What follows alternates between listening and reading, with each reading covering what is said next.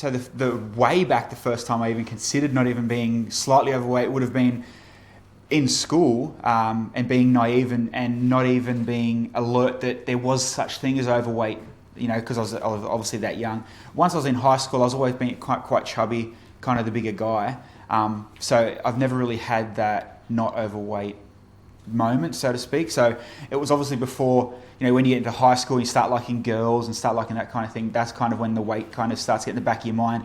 Or I remember it a few times, you go to theme parks and in the back of your mind, am I going to fit in the seat? Am I too big to hang out with my friends? So it's kind of like that was when I started thinking, maybe I am too big for this. But before that, I was never, can't remember, I guess, back to when I was, proper size, if you want to put it like that. There was a lot of moments in high school, especially towards the end of the year 11 and 12, when you're finishing, everyone's going out and having fun and they're visiting things. Because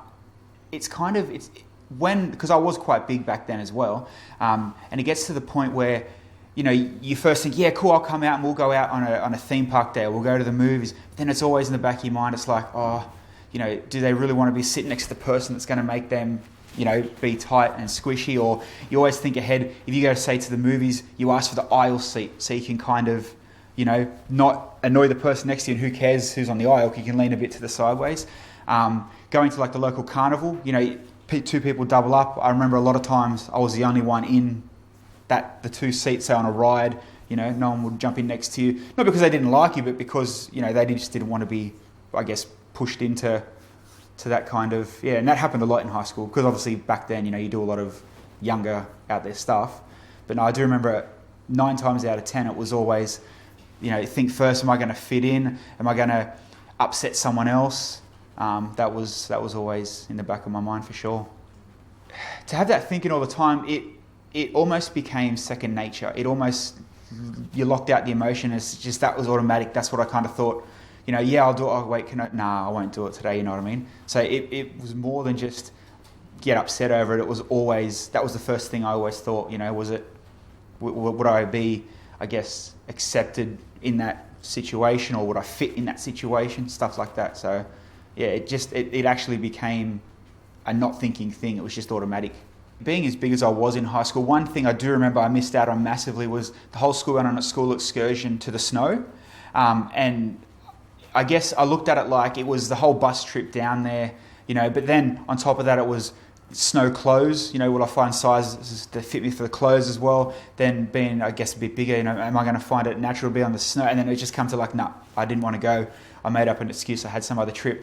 And then it was, for the next year, everybody talked about that trip, the snow. And then it's kind of like, I really should have went, but, I didn't want to go because of the whole what if situation. I guess it was the ease of, in high school you get a job, so you just eat out more, you eat worse. I think, and I wasn't really, I played a lot of weekend sports, but nothing too extreme. But I guess it's just food, canteen food. I remember almost every day buying from the canteen, eating at school, and then you go out on the weekends and eat out. It wasn't really a healthy, and you're in high school, you're not going to care about eating healthy, No, that's the last thing most people at high school level think as well. And both my brothers, they were quite healthy and fit, so it's not really what was happening at home. It was more me and friends and stuff like that. So it was definitely food. And I can think back now of weekends we'd go have all you can eat pizza, every week for a month almost, and then so it was 100% the food back then. So back at high school, in my school canteen, the food choices were, you look back now and they were very poor. Sausage rolls, pies, burgers. There was no healthy chicken. There was no healthy option, and it was every day, small lunch, big lunch. It was bad. In a sense, I did like radio because no one can see me. I can walk in the studio and put on a full character. I can put on whoever I want to be, because whoever's coming across the microphone I'm giving you who I want them to believe.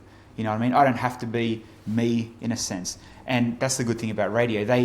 You hear my voice and you'll put an image in your head and it's nothing like me, which is really good. Where I guess if I chose, I like to be an entertainer and stuff, but see, I won't do many, and I never did many MC gigs on stage because of the whole image. I didn't want to get out on stage because of, happy to MC a gig if I can hide behind the stage and just be the voiceover. That's totally cool. And I think that's why I'm pretty good at radio as well. Even flights. So even I had to go to Melbourne one time and paid the extra to go business just because I knew the business seats were going to be that much big. Not because I cared about being fancy or pay. It was just more of a fact of buy one business seat and kind of be squished, or buy two economy seats. You know what I mean? And you don't want to buy the two economy because people, it's embarrassing almost. Everyone knew, okay, this guy's larger, this guy's fat, this guy's obese, but it wasn't really something you could go, hey, you know, we're both big, or I'm big, and, you know, let's talk about it. Do you want to? It was more of, you know, oh, you're the big guy, kind of push you aside from most social groups. So there was definitely no talking to anyone about it back then. You look at, say, cancer or sickness or mental health, and people want to help, you know, because they know they can turn it around, help. But people don't look at overweight as, okay, we can help and talk and turn that around. They kind of stop it. You can eat better. You can exercise better. You don't need me to help you. Why can't you do it on your own? But, you know, 9 times out of 10, you need that support. You need the family. You need the friends to help you, you know, even kickstart it and get you somewhere instead of just kind of blocking you out. You know, you don't have cancer. You don't have mental health. There's nothing wrong with you. You're just overweight. Eat a banana. Or, you get me? So it's kind of like people are, I guess, not so informed, I guess, about being overweight and what it actually does mentally as well. So it all started for me in about 2014, 2013. I started doing boot camp and normal exercise and stuff. And I actually lost about 50 kilos on my own with the hard work and the training and stuff, and felt really good. And then I kind of lost the traction of holding in that lifestyle and kind of slipped away, you know, and I sat back and kind of went through my last year and how it happened. And I went back to the bad routine. I went back to myself. Yeah, I thought I was happy. I thought I was good. I come to work day to day, that kind of stuff. But I never stayed healthy in that sense. I went back to the bad eating, the non-exercising. And even though that was kind of a side thing, in my head, I still thought, oh, day's cool, sun's out, you know, and it happened without me noticing. And then next minute, you know, I'm back up. I think I got to 185 kilos. So I got down to the high 120s and went back up to 185 kilos. So it was like, and it was a blink and miss. It wasn't, oh, I'm 130, I'm 140. It was one day I'm like, holy crap, my pants are tight today. Wow, where did 50 kilos come from? So it was kind of the situation of being a bit scared that it happened, but how did it happen and so quick without me noticing, so to speak. So that was where I fell out.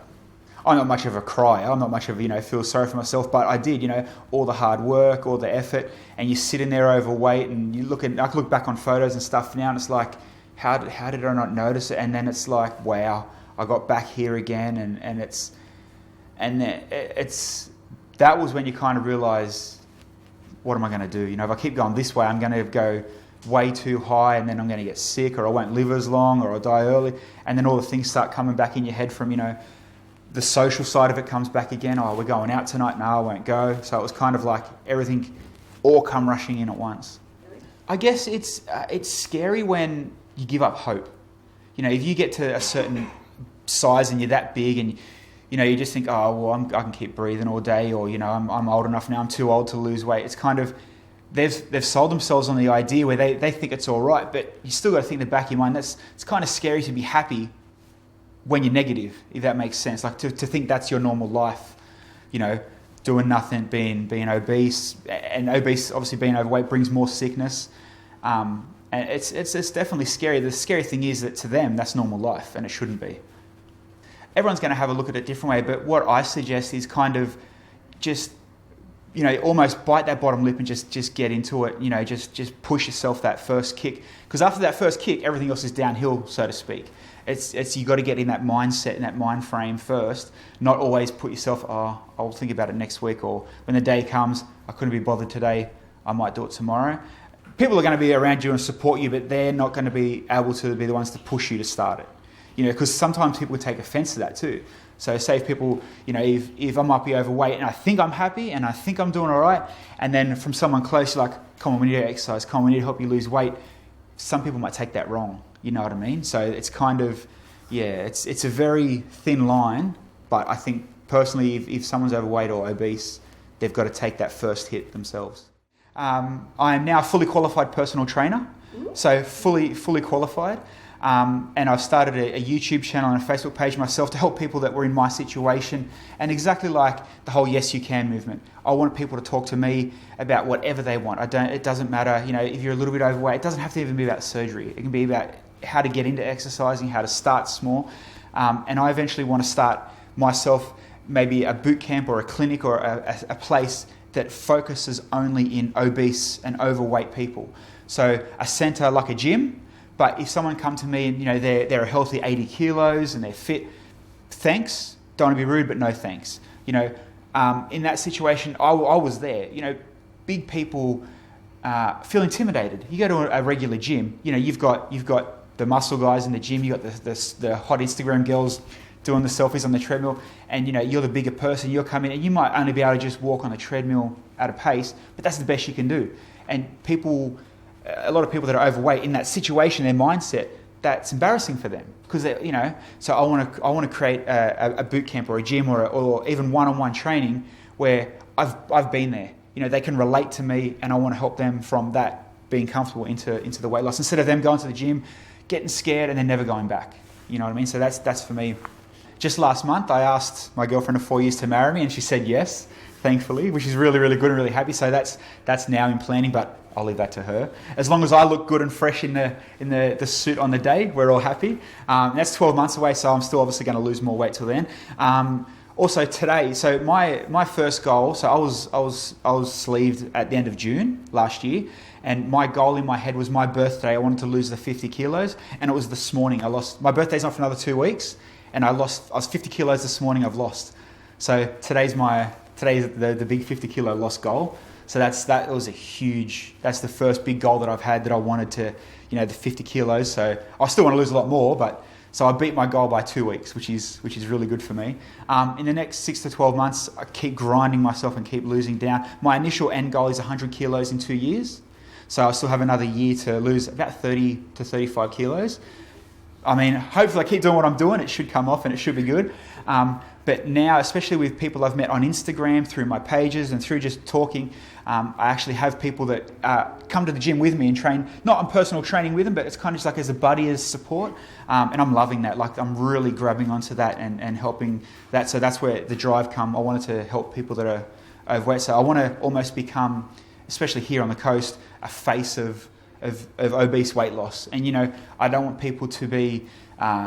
to think of obese as a bad thing. And I don't mind being the face. I want to be the face of the overweight weight loss thing instead of people being in the dark about it. I want to be the one, okay, I want to go see Bilsy, let's lose this weight. So that's where I kind of want to be in the next 12 months, the person that people come to see. Things are opening themselves up where I can do skydive. You can't skydive 180 kilos. It's impossible. And there's now, and now I think if that's opening up, keep losing the weight, keep feeling better, what's next? What's the next best thing?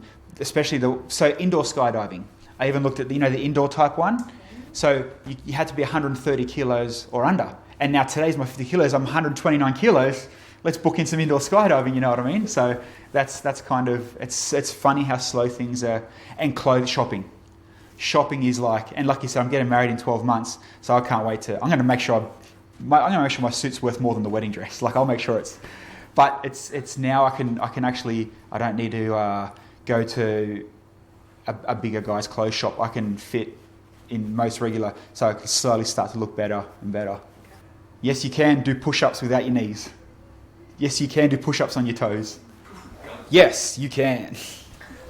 My shoe size went down. No, you got to change all your shoes. My shoe size went down. I mean, I don't know how that works in losing the weight, but yeah, my shoe size went down. Like, that was, and I love my shoes. Like, I've got a small shoe collection, which is worth too much, but yeah. Oh no!